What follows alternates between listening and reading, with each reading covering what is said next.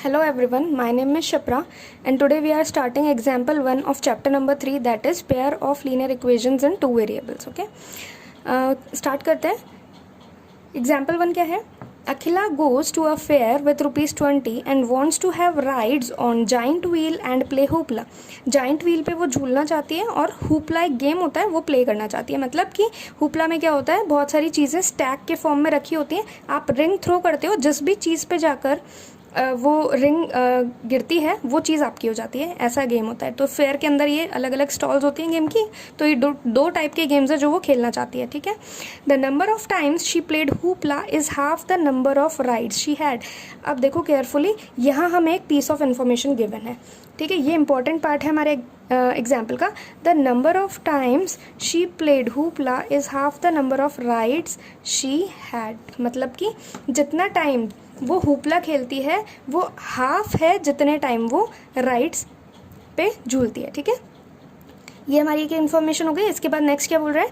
If each ride cost ₹3, अगर एक ride उसको ₹3 लगता है एक राइड के लिए, और गेम ऑफ हुपला कॉस्ट ₹4, और गेम ऑफ हुपला जो है उसको एक बार खेलने में ₹4 देना होता है. तो हमें क्या करना है, अब इस पूरी सिचुएशन को ग्राफिकली और एल्जेब्रिकली सॉल्व करना है. ठीक है, एल्जेब्रिकली मीन्स हमें इक्वेशंस बनानी है सबसे पहले इन गिवन इन्फॉर्मेशन से, और फिर उसके बाद उसे ग्राफ के फॉर्म में रिप्रेजेंट करना है. इसका मतलब ग्राफिकली हमें उसे बनाना है. तो हम स्टार्ट करते हैं. अब देखो, क्योंकि हमें पता नहीं है कि उसने कितनी बार राइड किया है और कितनी बार हुपला खेला है, तो हम क्या करते हैं, सबसे पहले तो जो हमें इन्फॉर्मेशन गिवन है, तो हमें जो चीज़ पता नहीं है उसे हम लेट कर लेते हैं. देखो क्या बोला है, नंबर ऑफ टाइम्स. हम क्या मानते हैं, let the number of rides Akhila had b. हमें नहीं पता कि उसने कितनी बार राइड किया, तो हम मान लेते हैं एक वेरिएबल x, कि हमने मान लिया कि उसने कितने बार राइड्स लिए हैं, x टाइम्स उसने राइड्स लिए हैं. And the number of times she played hoopla b y, और हमने मान लिया कि जितनी बार उसने हुपला खेला है वो नंबर क्या है, y है. ठीक है, अब देखो अब क्या करना है. अब क्वेश्चन में क्या दिया है, देखो क्वेश्चन के अकॉर्डिंग क्या है, the number of times she had played hoopla is half. तो हम देखो according to question,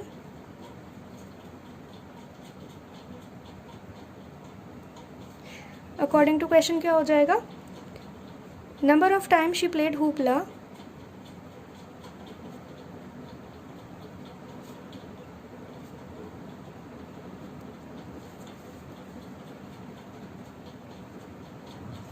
is half. That means half, we can represent it like this. Number of times, हम क्या कर रहे हैं, सिर्फ एक एक्सप्रेशन लिख रहे हैं. अभी इसको वेरिएबल्स के फॉर्म में अभी कन्वर्ट करेंगे हम. ठीक है, the number of times she had played hoopla is half the number of rides she had. Number of rides she had. Okay, तो इसका मतलब हमने कितनी बार उसने हुपला खेला है उसे क्या माना है, हमने y माना है. तो मैं यहाँ रिप्लेस कर सकती हूँ, y is equals to 1/2 and number of rides को हमने माना है x, तो मैं इसको इस तरह से रिप्लेस कर सकती हूँ. अब इसको मैं अगर और सिंपलर वे में लिखूँ तो क्या हो जाएगा, x/2 हो जाएगा. कि इसे मैं कह देती हूँ इक्वेशन नंबर 1.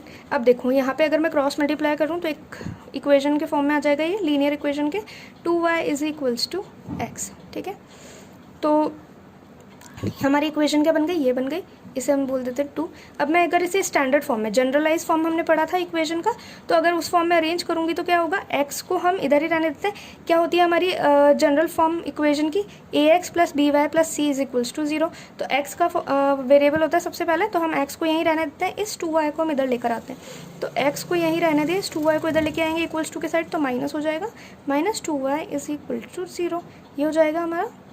ठीक है, तो एक इक्वेशन तो हमारी बन गई है.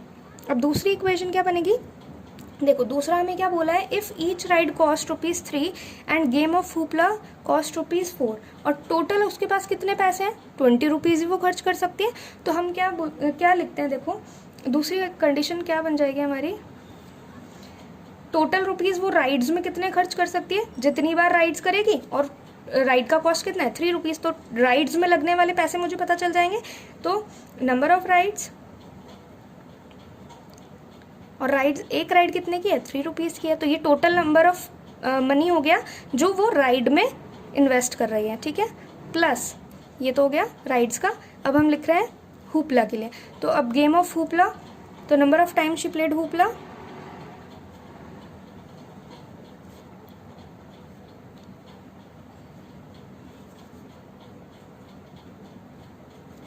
इनटू कितना है, एक बार खेलने का कॉस्ट 4 रुपीज़, तो ये हो जाएगा 4। मतलब राइड्स पे पैसा खर्च होगा वो इतना होगा, जो हाँ हुपला खेलेगी तो उसका जो पैसा खर्च होगा वो इतना होगा। टोटल वो पैसे कितने लेकर के गई है फेयर में, 20 रुपीज़, तो वो इतना ही खर्च कर सकती है। ठीक है, इतने ही पैसे हैं उसके पास। तो हमारे पास क्या हो गई, एक इक्वेशन बन गई है। अब हमने नंबर ऑफ राइड्स को क्या माना है, नंबर ऑफ राइड्स को हमने माना है x, तो x into 3 plus number of hoopla, number of time she played hoopla कितना माना है हमने, y, तो y into 4 is equals to 20। तो उसको मैं सिंपलर वे में लिख लेती हूँ, 3x plus 4y is equals to 20। ठीक है, तो ये हमारी इक्वेशन हो गई 4। और अगर मैं इसको जनरलाइज फॉर्म में लिखूँ तो क्या हो जाएगा, 3x plus 4y, constant term भी इधर ही आता है, ax plus by plus c is equals to 0। तो ये 20 लेफ्ट हैंड साइड में ट्रांसपोज होगा तो माइनस का 20 हो जाएगा इक्वल्स टू 0। ये हमारी हो गई इक्वेशन नंबर 5। तो अब देखो ये वाली जो इक्वेशन है और ये वाली जो इक्वेशन है, ये हम हमें क्या कर रही है, एल्जेब्रिकली फॉर्म में रिप्रेजेंट कर रही है इस गिवन कंडीशन को। ठीक है, तो equation 3 and equation 5 is the algebraic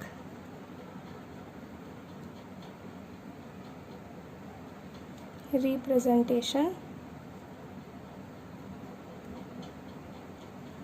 of given condition।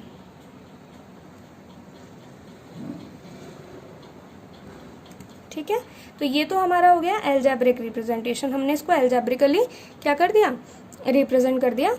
अब हमें क्या करना है, इसे ग्राफिकली रिप्रेजेंट करना है। अब हमें पता है कि जब हमने इक्वेशंस बना ली हैं तो हम इसको ग्राफ के फॉर्म में कैसे रिप्रेजेंट करते हैं, कुछ सॉल्यूशंस निकालते हैं और फिर उन पॉइंट्स को, उन कोऑर्डिनेट्स को हम प्लॉट करते हैं और लाइन की इक्वेशन हम ड्रॉ करते हैं। ठीक है, इसी तरीके से करते हैं। तो हम ग्राफ पे देखते हैं कैसे करेंगे। ओके, लेट अस सी। यहाँ मैंने ग्राफ ड्रॉ कर दिया है और अब देखो हमारी जो फर्स्ट इक्वेशन थी वो हम पहले देखते हैं, 2y इक्वल्स टू x। वैसे जो हमारी इक्वेशन थी वो क्या थी, ओरिजिनली तो हमारी इक्वेशन थी y is equals to 1/2 of x। इसको हमने सॉल्व करा था तो क्या हो गया था, ये 2y is equals to x, ये आ गया था। अब इसके बाद हमने फर्दर भी सॉल्व किया था इसको जनरल फॉर्म में। उसमें हमारी इक्वेशन क्या बनी थी, x minus 2y is equals to 0।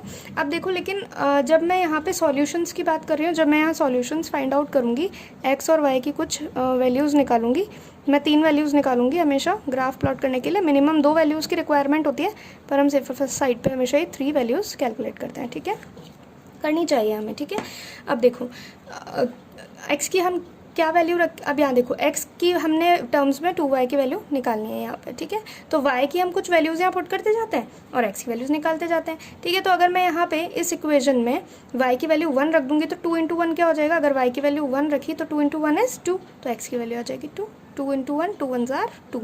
ठीक है, अगर मैं यहाँ y की वैल्यू 2 रख दूँ तो 2 2 जार 4, x की वैल्यू आ जाएगी 4।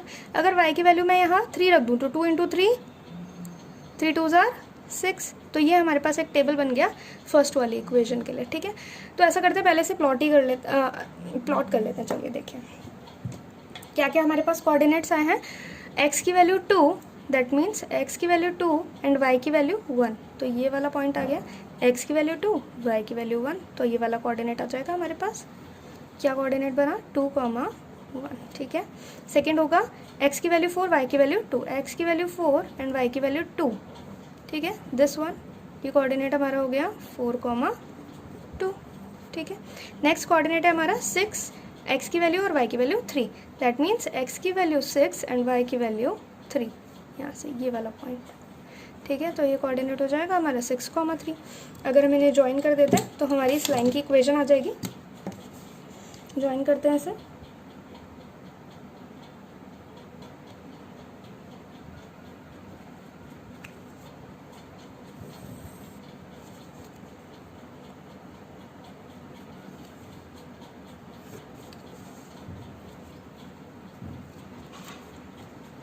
ठीक है, इस पे हम इक्वेशन लिख देते हैं हमारी, जो हमारी इक्वेशन थी x minus 2y is equal to 0। इसी इक्वेशन का हमने ग्राफ बनाया इससे है ताकि हमें इजीली वैल्यूज़ मिल जाए। एक वेरिएबल को हम एक तरफ रखते हैं, बाकी को दूसरी साइड ले जाते हैं ताकि इजीली हम टेबल कैलकुलेट कर पाए, लेकिन हमारी जो जनरल इक्वेशन है वो हमें ग्राफ पर लिखनी होती है। ठीक है, सेकेंड वाले इक्वेशन देखते हैं आप कि इसको कैसे हम करेंगे सॉल्व। अब देखो यहाँ पे हमारा जनरल वाली इक्वेशन मैंने लिखी है, इसके बाद हम क्या करेंगे, इसे थोड़ा सा सॉल्व करते हैं ताकि एक वेरिएबल की टर्म में हम इसे बना पाए, बाकी सारी चीज़ें हम राइट हैंड साइड पे ट्रांसपोज कर देंगे। तो देखो क्या करेंगे, plus 4y 3x plus 4y, अभी 20 में राइट हैंड साइड पे ट्रांसपोज कर दूंगी तो 20 हो जाएगा, प्लस का 3x इज इक्वल्स टू 20, अभी प्लस का 4y है, इधर आकर के क्या हो जाएगा माइनस का 4y। ठीक है, ये 3 भी यहाँ x के साथ मल्टीप्लाई में है, 3x मीन्स 3 इंटू एक्स। अगर मैं ये 3 इधर लेकर के जाऊँगी तो यहाँ मल्टीप्लाई है, राइट हैंड साइड में जाते ही क्या हो जाएगा, डिवाइड हो जाएगा। तो x is equals to 20 minus 4y upon 3। ठीक है, तो ये हमारी रिड्यूस हो गई इक्वेशन और हमने लेफ्ट हैंड साइड पे एक ही वेरिएबल रखा। अब मैं इजीली क्या करूँगी, यहाँ पे y की वैल्यू पुट करूँगी और x की वैल्यूज करस्पॉन्डिंग निकालती जाऊँगी। तो मैं टेबल बना लेती हूँ।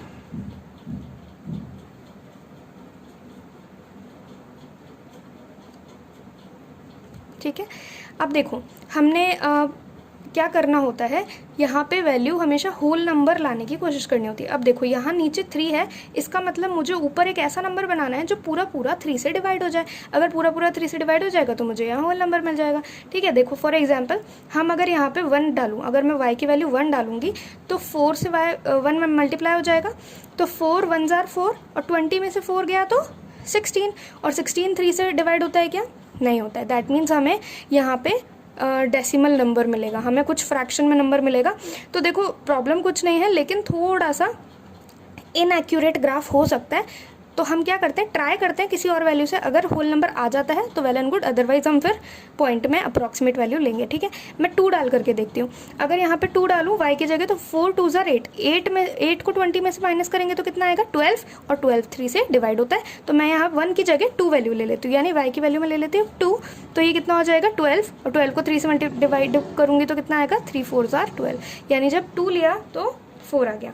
अब देखते हैं 4 रखूंगी तो 4 4 जार 16, सॉरी 3 रख के देखते हैं, 3 4 जार 12, और 12 माइनस किया 20 में से तो कितना आ जाएगा 8, क्या 3 से डिवाइड होगा, नहीं होगा। तो 4 रख के देखते हैं, 4 4 जार 16, 16 चला जाएगा 20 में से तो बचेगा 4, 4 3 से डिवाइड नहीं होगा। 5 रख के देखते हैं, 5 4 जार 20, तो 20 में से 20 गया तो 0, 0/3 इज 0, तो ये होल नंबर मिल रहा है। तो मैं यहाँ पे y की वैल्यू क्या रख देती हूँ, 5 रख देती हूँ। y की वैल्यू 5 रखते ही क्या हो जाएगा 20 माइनस 20, 20 माइनस 20 इज 0, तो मेरी x की वैल्यू क्या आ जाएगी 0 आ जाएगी। अब देखो ये तो पूरा 0 तक आ गया। ठीक है, अब मैं क्या कर सकती हूँ, यहाँ पे हम नेगेटिव नंबर्स भी तो ले सकते हैं, नंबर लाइन में हमारे पास नेगेटिव नंबर्स भी होते हैं। तो मैं क्या करती हूँ, ट्राई करती हूँ -1 रख के देखती हूँ। -1 अगर मैं यहाँ रखूँ तो क्या हो जाएगा, देखो रफ में थोड़ा सा मैं सॉल्व करके बताती हूँ।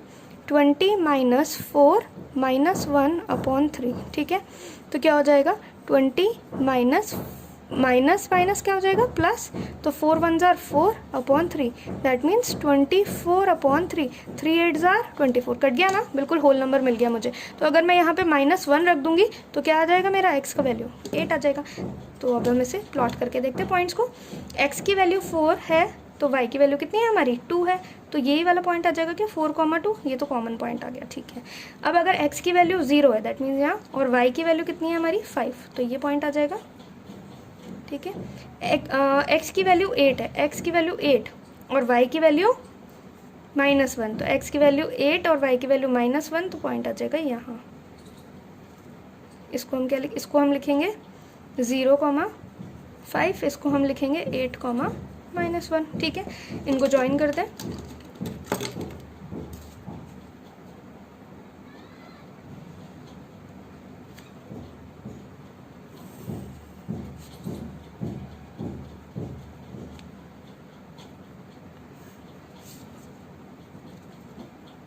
लाइन की इक्वेशन इस पे लिखते हैं। क्या थी हमारी लाइन की equation, 3x plus 4y minus 20 is equal to 0। ठीक है, अब देखो ये हमारा जो रिप्रेजेंटेशन है ग्राफ पे, ये हो जाता है इस क्वेश्चन का, इस गिवन सिचुएशन का ग्राफिकली इंटरप्रिटेशन। ठीक है, हमने इसको ग्राफिकली सॉल्व कर दिया। ठीक है, अब देखो ये जो पॉइंट आया है कॉमन, हमने क्या पढ़ा था कि जो भी इनके बीच में कॉमन पॉइंट होता है जहाँ पे ये इंटरसेक्ट करते हैं वो हमें एक स्पेसिफिक सॉल्यूशन देता है। इसका मतलब ये 4,2 हमारा सॉल्यूशन हुआ क्या। अब हमारा सॉल्यूशन अगर 4,2 है 4,2 है, दैट मीन्स ये वैल्यू रिप्रेजेंट करेगी x की वैल्यू को और ये वैल्यू रिप्रेजेंट करेगी y की वैल्यू को। x हमने क्या माना था, x हमने क्वेश्चन में माना था जो राइड्स अखिला ने किया है ना, तो नंबर ऑफ राइड्स कितनी हो गई,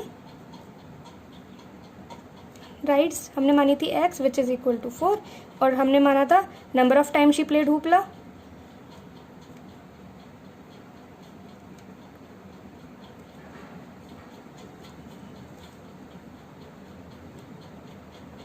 इक्वल टू y की वैल्यू कितनी आई है 2। तो यानी उसने 20 रुपीज़ में 4 टाइम्स तो राइड्स खेले हैं और 2 टाइम्स हुपला खेला है। ओके, आई होप ये क्लियर हो गया होगा। कोई भी क्वेश्चन हो, कोई भी क्वेरी हो, कोई भी डाउट हो तो मुझे कमेंट सेक्शन में आप लोग कमेंट कर सकते हो। Thank you everyone.